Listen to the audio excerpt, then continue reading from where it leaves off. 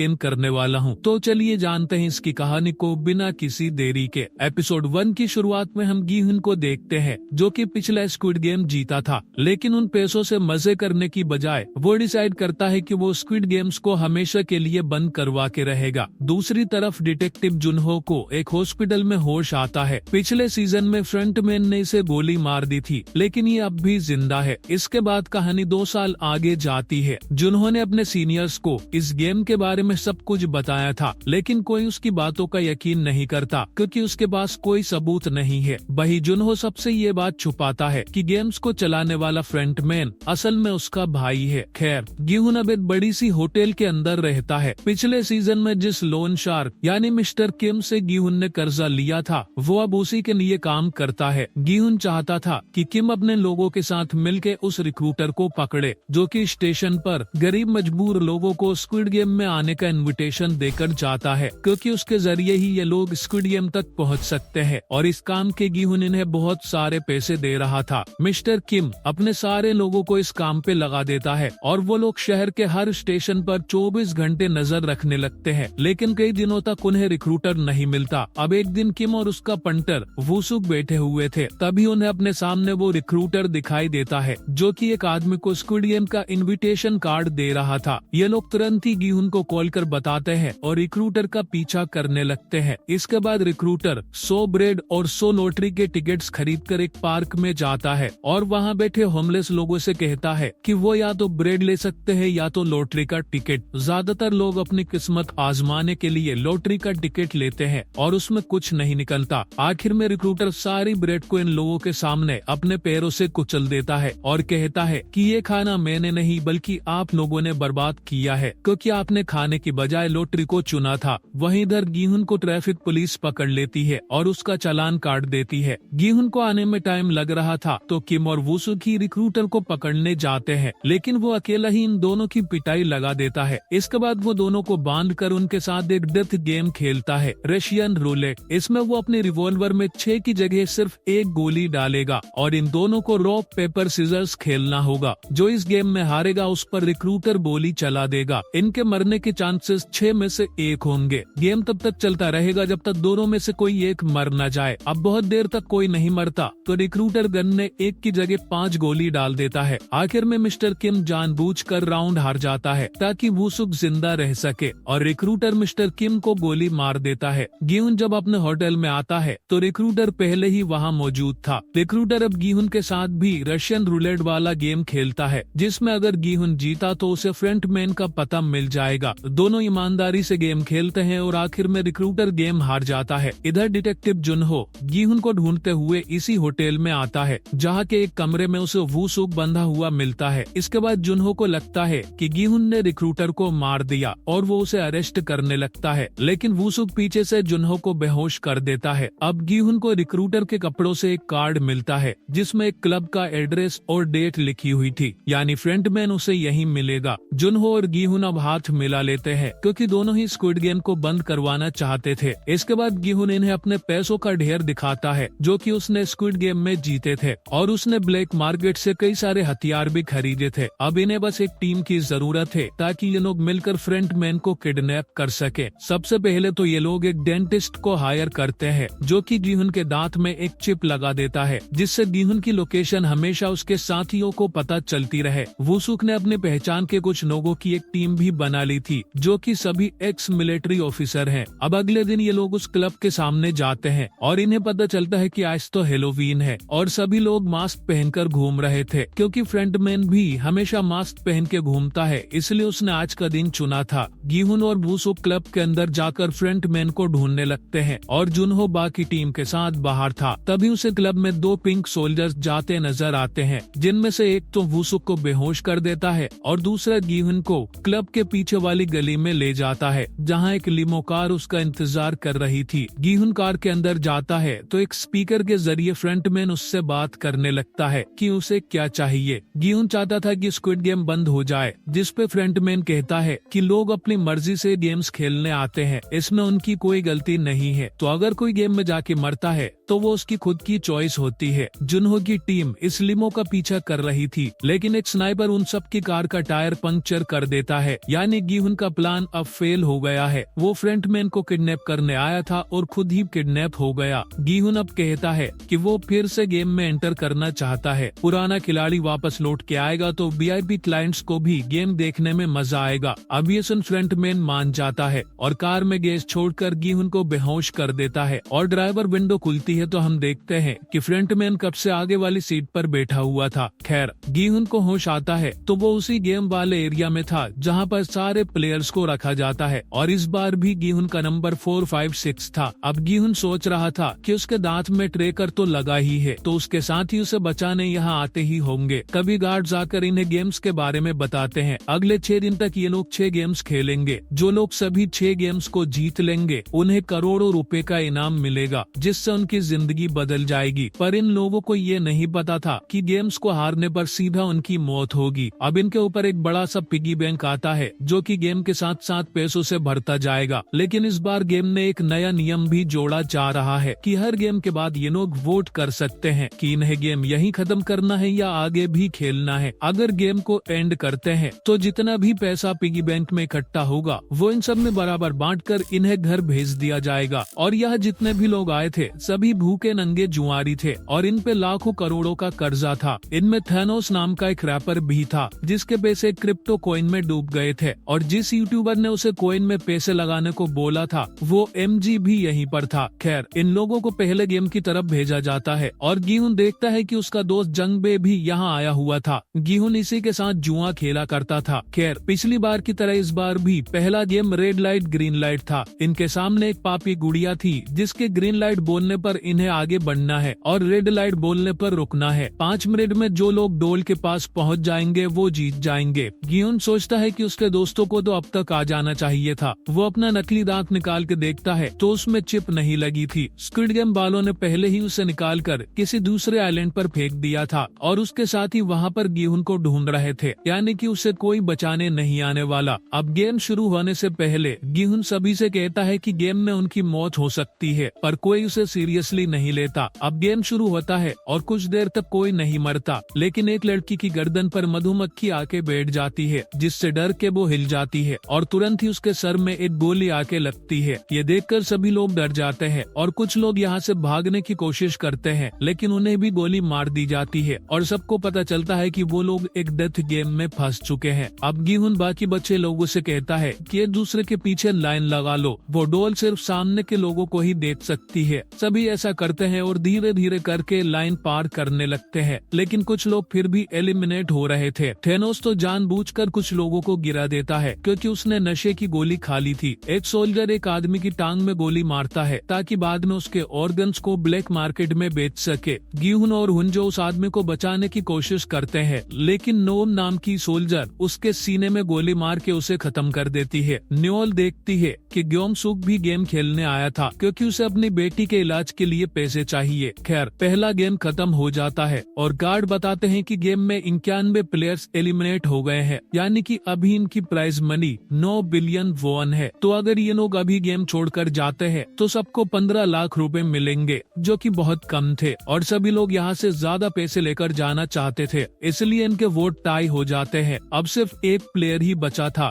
जो कि game continue करने के लिए वोट करता है और ये प्लेयर और कोई नहीं, खुद फ्रंटमैन था जो कि गीहुन पर नजर रखने आया था। अब कुछ प्लेयर्स गीहुन से पूछने आते हैं कि अगला गेम कौन सा है और उसे कैसे जीते। गीहुन कहता है कि अगला गेम शायद डालगोना होगा, जिसमें इन्हें एक शेप को बिना तोड़े बाहर निकालना होता है और सबसे आसान शेप ट्राइंगल है। अब एक ओल्ड मैन कहता है कि हमें ये बात सीक्रेट रखनी चाहिए ताकि ज्यादा से ज्यादा लोग मरे और इन्हें ज्यादा से ज्यादा पैसे मिले। गीहुन को समझ ही नहीं आता कि ये सारे लोग लीचड़ हैं और फ्रंटमैन भी गीहुन को यही समझाने आया था कि ये लीचड़ लोग जिंदा रहना डिजर्व ही नहीं कर। इसके बाद थेनोस एमजी से जाकर झगड़ा करने लगता है, जिसे छुड़ाने के लिए फ्रंटमैन जाता है और थेनोस की पिटाई लगा देता है और बाद में वो गीहुन से दोस्ती भी कर लेता है। इधर एमजी को भी पता चलता है कि उसकी प्रेग्नेंट एक्स गर्लफ्रेंड भी गेम खेलने आई है। अब उसी रात गीहुन को सपना आता है कि ट्रायंगल तो सबसे कठिन शेप है और वो डिसाइड करता है कि वो किसी को गेम के बारे में ज्ञान नहीं देगा, क्योंकि अगर गेम कुछ और निकला तो सभी उसी का पिछवाड़ा तोड़ देंगे और यही होता होता है। अगला गेम डालगोना था ही नहीं बल्कि एक नया गेम था 6 लेग्स, जिसके लिए 5-5 की टीम बनानी थी। गिहुन की टीम में थे फ्रंटमैन जंगबे, एक्स मरीन डेहो और एमजी की प्रेग्नेंट एक्स गर्लफ्रेंड जुनही। इन 5 लोगों की टांगे बांध दी जाती है और इन्हें 5 अलग अलग मिनी गेम खेलने होंगे। जो भी टाइम रहते सारे गेम्स कंप्लीट कर लेगा वो जीत जाएगा, और गेम शुरू होने से पहले ही इन्हें डिसाइड करना होगा कि कौन सा प्लेयर कौन सा मिनी गेम खेलेगा। पहला गेम था डाकची, जिसे एक कार्ड से मारकर दूसरे कार्ड को पलटना होता है। दूसरे गेम में इन्हें एक पत्थर से दूसरे पत्थर पे निशाना लगाना था। तीसरे गेम में इन्हें 5 कंचों को उछालना होता है।